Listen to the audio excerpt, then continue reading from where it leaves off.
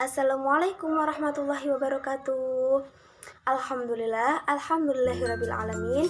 Puji syukur mari kita panjatkan kepada Allah Subhanahu wa taala yang telah memberikan kita beribu-ribu kenikmatan yang berupa nikmat iman, Islam, kesehatan serta kesempatan sehingga kita bisa belajar kembali di mata pelajaran fikih kelas 10 semester 1 ini.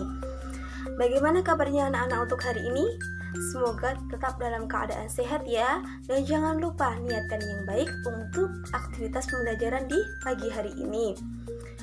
Sebelum memulai pembelajaran pada pagi hari ini, alangkah baiknya kita berdoa terlebih dahulu ya, yaitu doa sebelum belajar.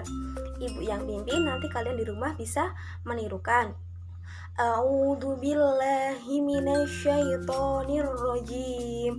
Bismillahirrahmanirrahim.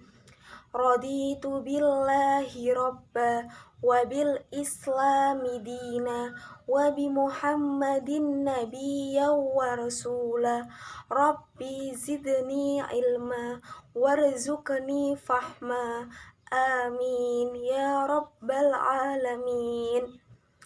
Semoga dengan bacaan doa sebelum belajar tadi bisa menambah rasa semangat kita dalam pembelajaran di pagi hari ini. Mengingat kondisi sekarang yang masih ada wabah COVID-19, jadi pembelajaran kita harus berjalan dengan daring seperti ini. Jangan lupa kalian tetap jaga kesehatan, tetap di rumah aja, dan tetap memenuhi protokol kesehatan.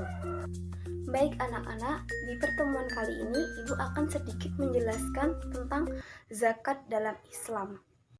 Apa sih zakat dalam Islam itu? Apa sih yang dinamakan dengan zakat itu? Pasti anak-anak sudah tidak asing kan dengan kata zakat. Karena apa? Karena pasti setiap tahun kita itu akan melaksanakannya. Zakat itu berasal dari bahasa Arab, yaitu az-zakah.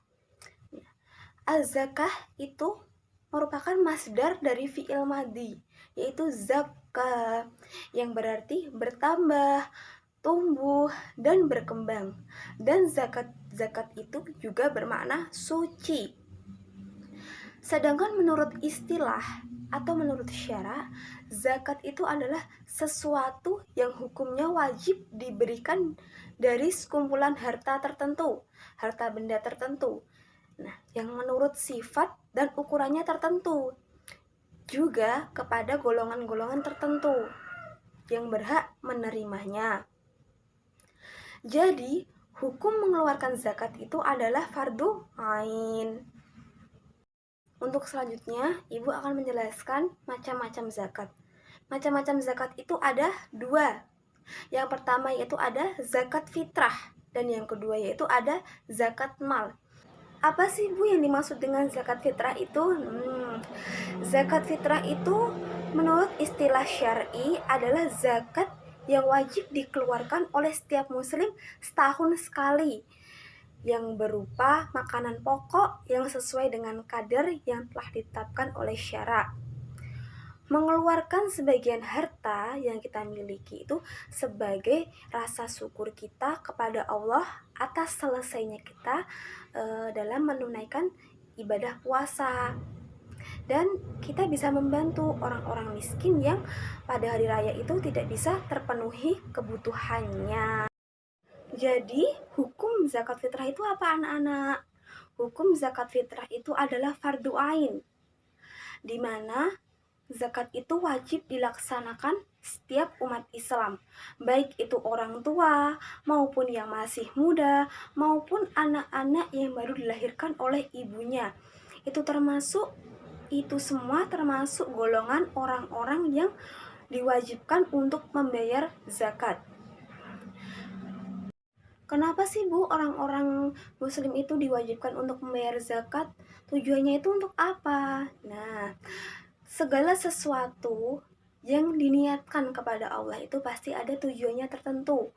Nah, tujuan dari kita melaksanakan zakat fitrah itu adalah apa? untuk memenuhi kebutuhan orang-orang miskin pada hari raya dan untuk menghibur mereka dengan sesuatu yang menjadi makanan pokok di negeri tersebut. Nah, contohnya ya seperti di negara kita ini, di negara Indonesia. Makanan pokok di negara Indonesia adalah beras. Jadi kita bisa berzakat menggunakan beras. Nah, dengan adanya beras, kita kan juga bisa membantu memenuhi kebutuhan orang-orang miskin. Seperti itu ya. Lalu apa saja sih syarat-syarat orang yang diwajibkan untuk berzakat? Syarat orang yang diwajibkan untuk berzakat itu ada 3. Yang pertama yaitu Islam. Tadi sudah Ibu jelaskan ya, orang Islam baik orang itu orang tua maupun yang masih muda maupun anak-anak itu semua adalah golongan yang sudah diwajibkan untuk membayar zakat. Dan yang kedua yaitu lahir sebelum terbenamnya matahari pada hari penghabisan Ramadan. Jadi apabila ada seorang bayi yang lahir pada hari sebelum selesainya bulan Ramadan dan sebelum terbenamnya matahari, maka bayi tersebut tetap dijatuhi hukum membayar zakat atau wajibnya membayar zakat. Lalu yang ketiga apa Bu syaratnya? Yang ketiga yaitu memiliki kelebihan harta dan keperluan makanan untuk dirinya dan untuk yang wajib dinafkahi, baik itu keluarganya maupun binatang ternak yang ia pelihara. Semisal contohnya ada sebuah keluarga. Nah, keluarga tersebut terdiri dari seorang ayah, ibu, dan anaknya.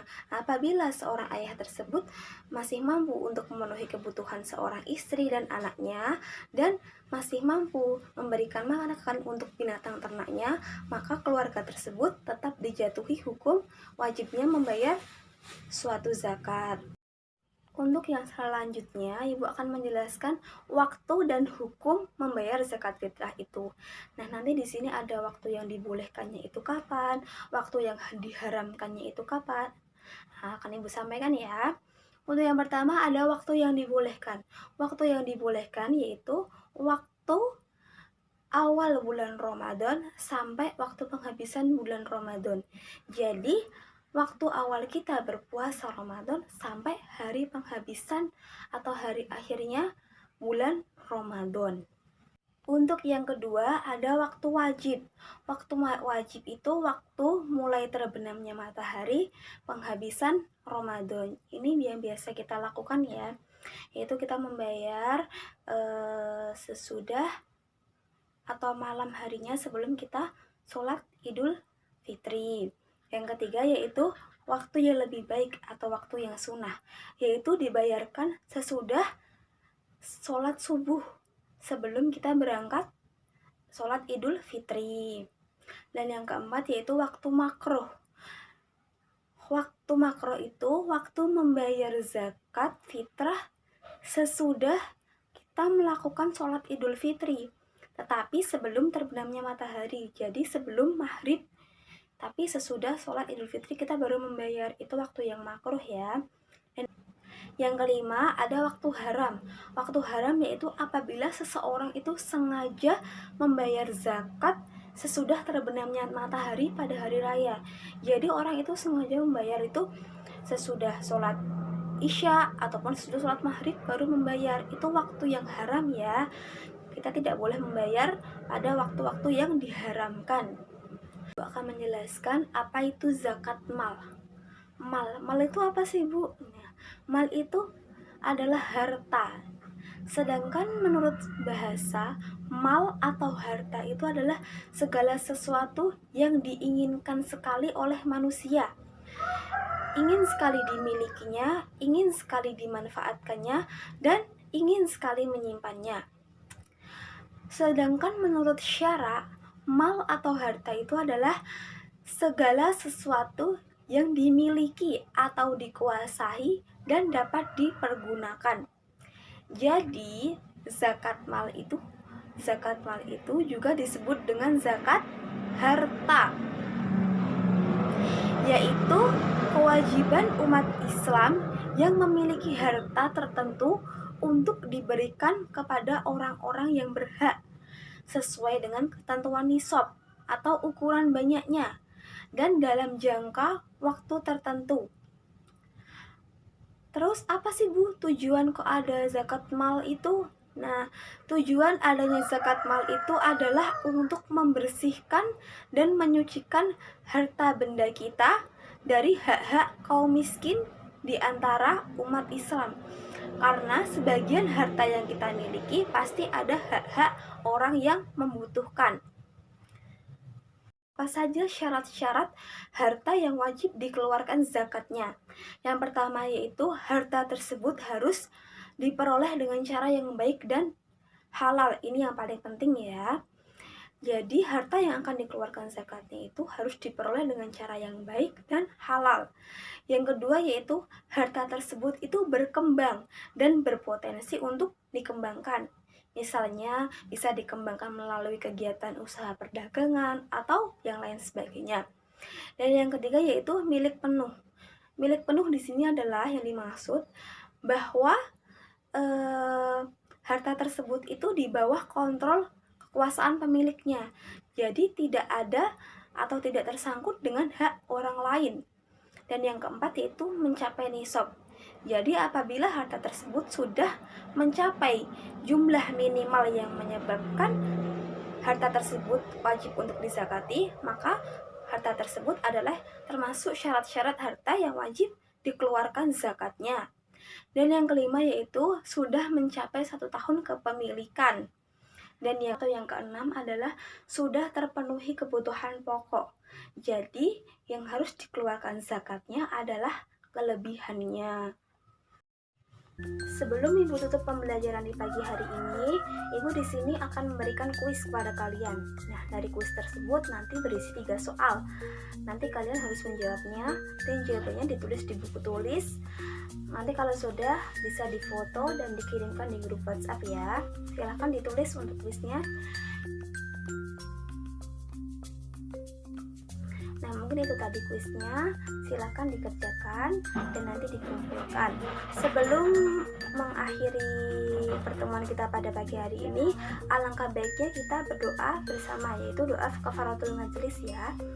Subhanakallahumma wa bihamdika asyhadu an la ilaha illa anta astaghfiruka wa atubu ilaik. Mungkin cukup sekian dari Ibu, kurang dan lebihnya Ibu mohon maaf.